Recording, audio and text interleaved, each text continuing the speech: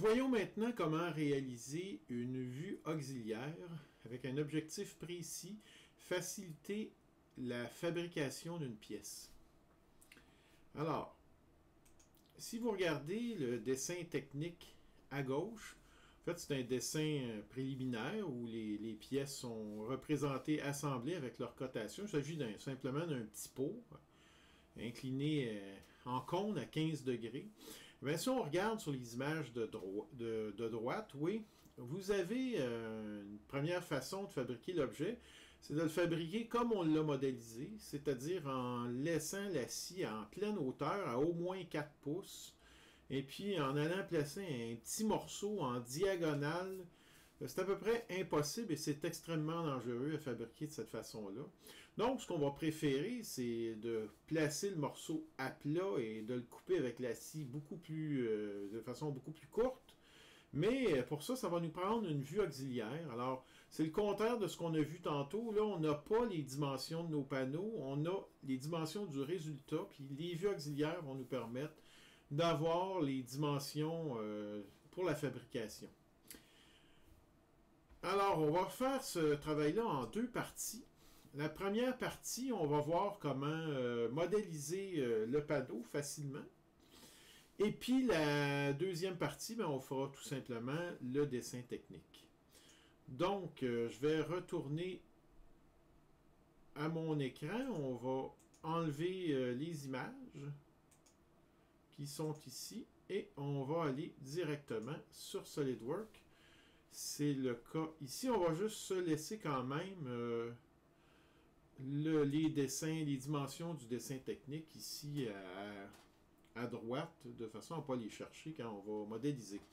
Alors, j'ai déjà ouvert un document SolidWorks en pouces. Bon, si on regarde les unités, on a des 4, des .25, donc c'est des pouces.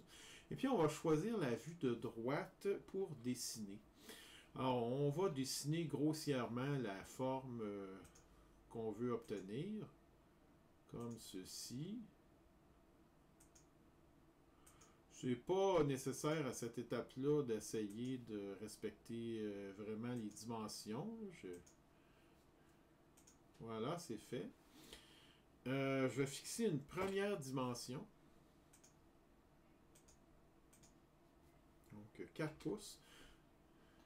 Et puis, on va maintenant établir les autres mesures.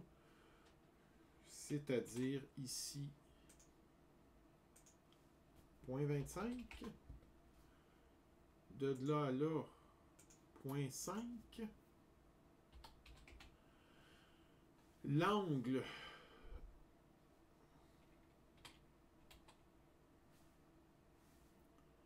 euh, 15 degrés. Évidemment, les lignes qui sont ici sont collinéaires. C'est bon. La profondeur 0.25 est notée comment est placée la cote dans ce cas-là. Alignée comme ça. C'est bon. Et puis, il manque une seule cote. La façon de savoir s'il nous manque des cotes, c'est d'essayer de déplacer, de déformer l'objet. On voit que c'est simplement l'épaisseur qui nous manque. Et là, je vous inviterais à une erreur de débutant qu'on voit tout le temps, puis il faut tout de suite se corriger pour pas faire ce type d'erreur-là. C'est quand on met une épaisseur, il faut mettre l'épaisseur. Regardez, je cote entre les deux lignes. Ça, c'est l'épaisseur. Cette ligne-là, ici, horizontale, ce n'est pas l'épaisseur. Donc, faire attention à ça, c'est 0.375. Et mon objet est terminé. Ben, mon profil est terminé. Je vais l'extruder sur le dessin. Il est indiqué que ça fait 3 pouces au maximum. Alors, on va sélectionner 3 pouces. Dans l'autre direction, c'est préférable. Et puis, je vais cacher les plans qui m'agaçaient depuis tantôt. Là, je peux le faire. Alors, si vous regardez la vue de dessus, on constate que l'angle ici est à 30 degrés. Donc, c'est coupé ce panneau-là à 30 degrés. Donc, je vais sélectionner le dessus, puis moi, ben, par paresse, je n'écrirai pas 30 degrés. Je vais tout simplement dessiner un triangle équilatéral et je vais demander que tous les côtés soient égaux. Et je vais aller placer les deux sommets, deux des trois sommets à ces extrémités-là. Une fois que c'est fait, bien regardez, on peut enlever la matière à travers tout. Et puis on fait basculer pour enlever la matière. Notre panneau est complété. Si jamais vous voulez vous assurer qu'il fonctionne, mais moi je ne le ferai pas ici dans cette vidéo-là, vous pouvez l'assembler pour vous assurer que le panneau fonctionne bien, là, que c'est la bonne forme. Alors en théorie, on a terminé, mais ce qu'on a vu, c'est que si on fait la cotation comme c'était modélisé, ça va être extrêmement difficile à fabriquer. Alors, est-ce qu'il existe une façon? Bien, on va placer le panneau comme on voudrait le fabriquer. Ça va nous aider à faire le dessin technique. Vous allez voir, on va faire CTRL-8 une fois que j'ai sélectionné la face qui est ici. Alors, mon panneau arrive exactement en face et avec le curseur à flèche, je viens déplacer l'objet pour le voir très exactement comment je voudrais avoir le premier dessin technique, la première vue, disons ma vue qu'on peut appeler de face. Et puis, une fois que c'est fait, ben, on va sauvegarder cette vue-là. Vous appuyez sur la barre d'espace de votre clavier et puis vous venez cliquer ici, là, le nouvelle vue. Vous donnez un nom à cette vue-là.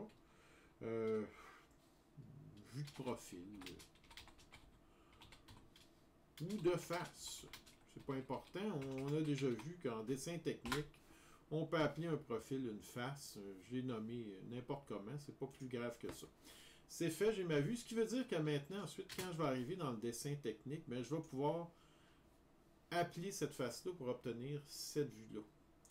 Alors, c'est fait. On est donc maintenant à la deuxième partie. On vient de terminer la première partie modélisation.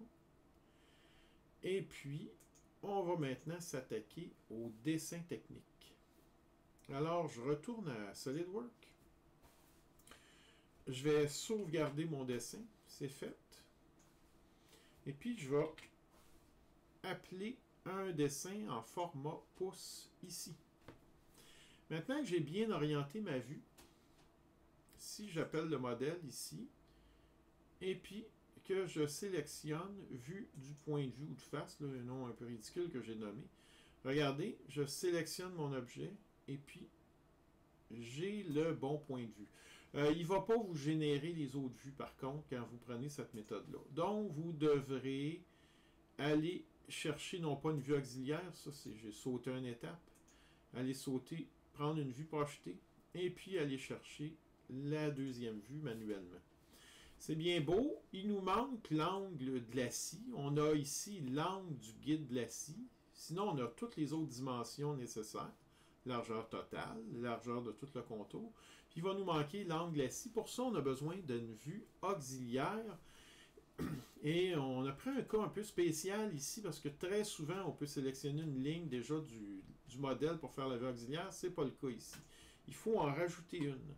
Il faut dessiner une ligne comme ceci. Puis ce qui est important de se rappeler, c'est que cette ligne-là doit absolument être perpendiculaire à cette visée-là.